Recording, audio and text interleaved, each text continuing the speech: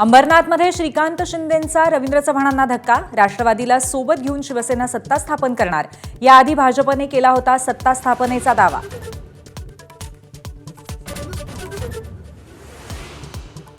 बीडच्या परळी नगर परिषदेत शिंदेंच्या शिवसेनेचे चक्क एमआयएम सोबत युती. कोण एमआयएम माहीत नाही. युतीच्या प्रश्नावरती शिंदेंचं उत्तर. तर आता बंड आणि तत्वांच्या गप्पा थांबवा, ठाकरेंच्या सेनेचा हल्लाबोल.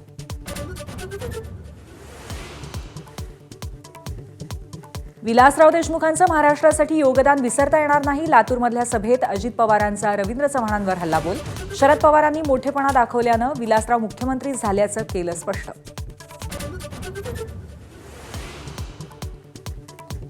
नवी मुंबई महापालिकेची 3000 कोटींची एफडी 800 कोटींवर कशी आली? नाव न घेता गणेश नाईकांचा एकनाथ शिंदेंवर पुन्हा हल्लाबोल. सिडकोत बिल्डरांचे दलाल असल्याचा आरोप.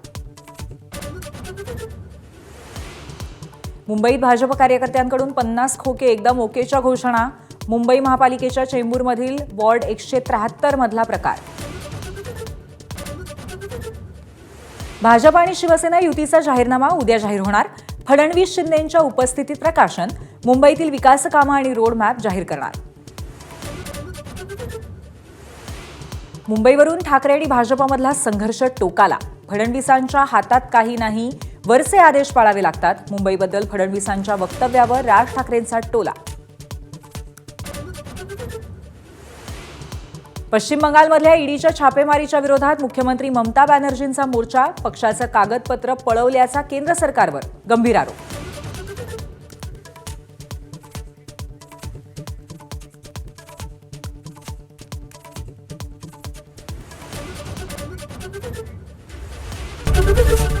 एबीपी माझा, उघडा डोळे बघा नीट.